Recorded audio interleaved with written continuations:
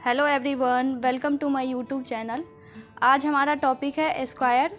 तो इस वीडियो में आज हम जानेंगे स्क्वायर के बारे में, मीन्स वर्ग के बारे में।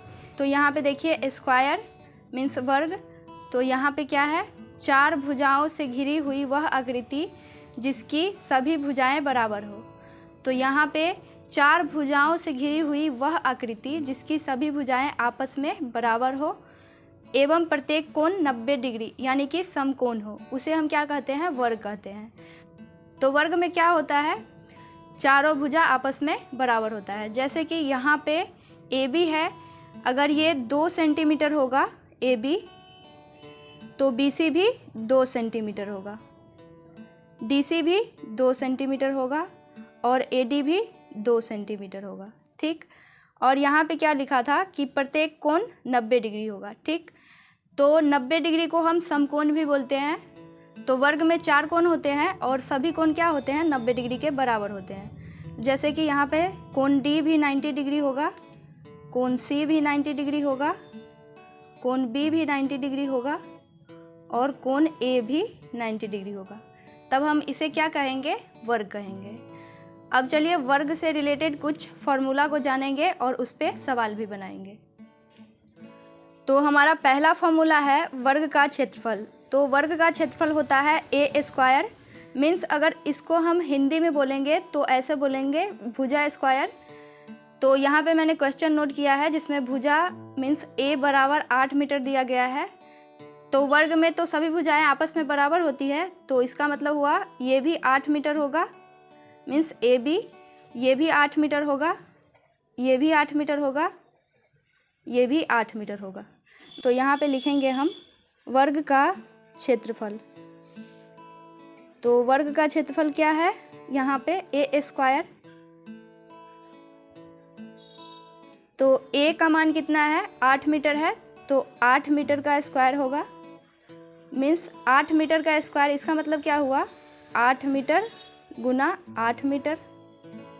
तो 8 मीटर में 8 मीटर से गुना करेंगे तो ये क्या हो जाएगा, 64। और जब भी हम क्षेत्रफल निकालते हैं तो हमेशा ही स्क्वायर में लिखते हैं, तो यहाँ पे मीटर स्क्वायर लिखेंगे। यही हमारा क्या हो जाएगा, आंसर हो जाएगा। अब हमारा सेकंड फॉर्मूला है वर्ग का परिमाप। तो वर्ग का परिमाप होता है 4a। तो 4a को हम 4 गुना a भी लिख सकते हैं, और अगर इसको हम हिंदी में बोलेंगे तो ऐसे बोलेंगे 4 गुना 1 भुजा। a का मतलब क्या हुआ, 1 भुजा। ठीक, तो यहाँ पे मैंने क्वेश्चन नोट किया है जिसमें भुजा a बराबर कितना है, 25 सेंटीमीटर दिया हुआ है। तो यहाँ पे क्या लिखा हुआ है, परिमाप। तो परिमाप का मतलब क्या हुआ, वर्ग के चारों भुजाओं की लंबाई कितनी है, मीन्स चारों साइड का माप कितना होगा, वही इसका क्या होगा, वर्ग का परिमाप हो जाएगा। तो हम क्या निकालेंगे, वर्ग का परिमाप निकालेंगे। तो यहाँ पे हम लिखेंगे वर्ग का परिमाप। तो वर्ग का परिमाप क्या होता है, 4a। तो 4 फिर गुना का साइन देंगे, भुजा का मान कितना है, 25 सेंटीमीटर। तो यहाँ पे लिखेंगे हम 25 सेंटीमीटर। अब 4 से 25 सेंटीमीटर में गुना करेंगे तो कितना हो जाएगा, 100 सेंटीमीटर। तो यही क्या हो जाएगा, हमारा वर्ग का परिमाप हो जाएगा। अब हमारा तीसरा फॉर्मूला है वर्ग का विकर्ण। तो वर्ग का विकर्ण होता है √2a। इसको हम ऐसे बोल सकते हैं √2 गुना 1 भुजा। ठीक, तो यहाँ पे मैंने एक क्वेश्चन नोट किया है जिसमें भुजा मीन्स a बराबर 15 मीटर दिया गया है। तो हमें मालूम क्या करना है, विकर्ण मालूम करना है। तो सबसे पहले हम ये जानेंगे कि वर्ग का विकर्ण क्या होता है। जैसे कि अगर हम a और c को मिला देंगे तो AC क्या हो जाएगा, इस वर्ग का विकर्ण हो जाएगा।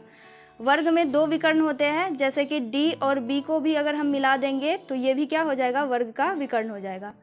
तो हमें AC मालूम करना है। तो यहाँ पे हम लिखेंगे वर्ग का विकर्ण। तो वर्ग का विकर्ण क्या होता है, √2a।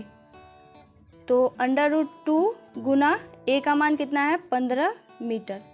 अब √2 में 15 मीटर से गुना करेंगे तो ये कितना हो जाएगा, 15√2 मीटर। मीन्स हमारा जो विकर्ण है वो कितना आ जाएगा, 15√2 मीटर। यही हमारा क्या हो जाएगा, आंसर हो जाएगा। अब हमारा चौथा फॉर्मूला है वर्ग की भुजा। अगर हमें वर्ग की भुजा मालूम करनी हो और परिमाप दी गई हो, ठीक, तो उसका फॉर्मूला होता है परिमाप बटा 4। मीन्स वर्ग के चारों भुजाओं की लंबाई का योग बटा में 4।